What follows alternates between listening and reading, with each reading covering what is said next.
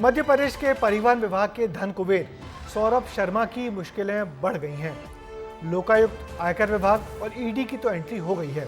ED ने भी case दर्ज कर लिया है और केंद्रीय राजस्व खुफिया निदेशालय यानी कि DRI ने भी जांच शुरू कर दी है। उधर सौरभ की नौकरी और काम करने के तरीके पर बहुत खुलासे हो रहे हैं, जो ये साबित कर रहे हैं कि सौरभ पर मंत्रियों से लेकर बड़े बड़े अफसरों तक की बड़ी कृपा थी, जिसके दम पर वो परिवहन नाकों से अवैध वसूली कर सबके हिस्से की राशि जगह जगह पहुंचाता था। देखिए सौरभ शर्मा के कदमों पर हमारी ये विशेष रिपोर्ट।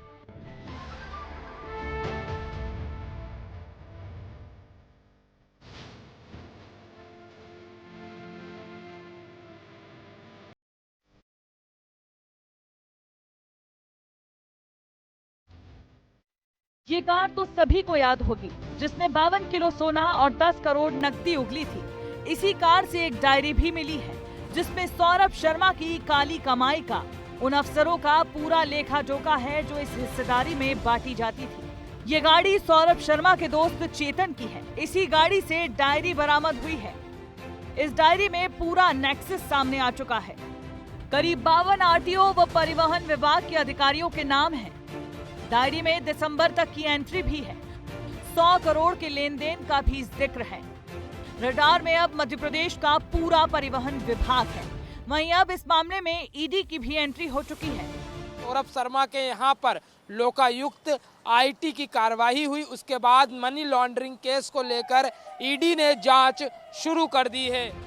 आय से ज्यादा संपत्ति के मामले को देखते हुए ईडी भी एक्टिव है। लोकायुक्त और आयकर विभाग के रडार पर आने के बाद अब ईडी ने सौरभ शर्मा और चेतन सिंह गौर के खिलाफ केस दर्ज किया है।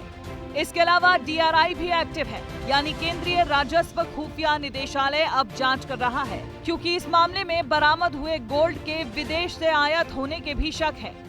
अब ईडी सौरभ शर्मा के परिवार से पूछताछ करेगी। तो इस कार्रवाई में मुख्य आरोपी सौरभ शर्मा है और उसका सह आरोपी चेतन सिंह गौर है और भी जो लोग इसमें सम्मिलित पाए जाएंगे, विवेचना के दौरान उनको आरोपी बनाया जाएगा। इधर आरटीओ के पूर्व आरक्षक रह चुके सौरभ शर्मा की अनुकंपा नियुक्ति को लेकर भी सवाल उठ रहे हैं। दरअसल सौरभ के पिता एक सरकारी डॉक्टर थे, जिनका 2016 में निधन हो गया था। कायदे से देखा जाए तो उनकी नियुक्ति स्वास्थ्य विभाग में होनी थी, लेकिन परिवहन विभाग में हुई। सौरभ का भाई सरकारी नौकरी में है, तो फिर अनुकंपा नियुक्ति हुई कैसे? बताया जा रहा है कि सौरभ शर्मा की नौकरी नेता मंत्रियों की सिफारिश पर लगी थी। MP में कुल 47 परिवहन चेक पोस्ट थे। इसमें से 23 चेक पोस्ट अकेले सौरभ संभालता था। इस मामले में उनकी नियुक्ति भी अवैध है। इस संबंध में मैंने वर्ष 2023 में RTI लगाई थी। RTI में मेरे द्वारा इनकी नियुक्ति से संबंध में दस्तावेज मांगे गए थे। तो वहाँ से मुझे पहले तो ये बताया गया कि फाइल नहीं मिल रही, खो गई है, और उन्होंने लिखित में जवाब भी मुझे ये दिया कि इनकी फाइल साहब हमारे कार्यालय में उपलब्ध नहीं है। सौरभ और उससे जुड़े कई लोगों की संपत्तियां ग्वालियर से भी निकलकर सामने आई हैं। कुबेर का खजाना बनी कार सौरभ के दोस्त चेतन गौर की है। वही चेतन गौर जो ग्वालियर का रहने वाला है।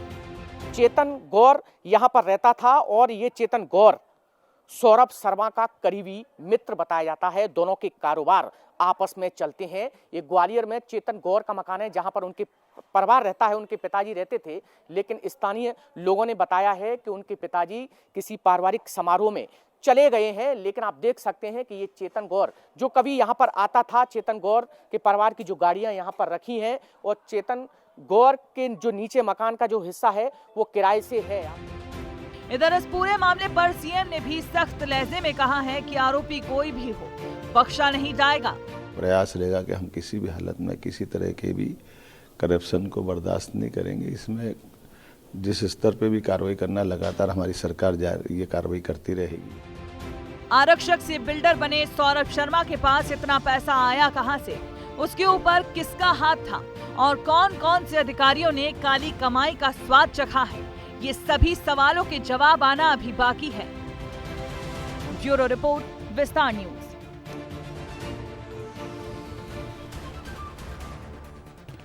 सौरभ शर्मा प्रकरण पर भोपाल से लेकर दिल्ली तक की एजेंसियां अब नजर रखे हुए हैं, इसलिए इस काम की जांच को अब बहुत गोपनीयता और गंभीरता से किया जा रहा है। मगर सौरभ की जो भी कहानियां सामने आ रही हैं, उनसे मध्य प्रदेश के परिवहन विभाग में पनपे भ्रष्टाचार के हिमालय का पता चलता है। बिना मंत्री और अफसरों की शह के कोई सौरभ शर्मा पनप नहीं सकता। फिलहाल जांच एजेंसियों के सामने सबसे बड़ी चुनौती दुबई में बैठे सौरभ को भारत लाने की होगी।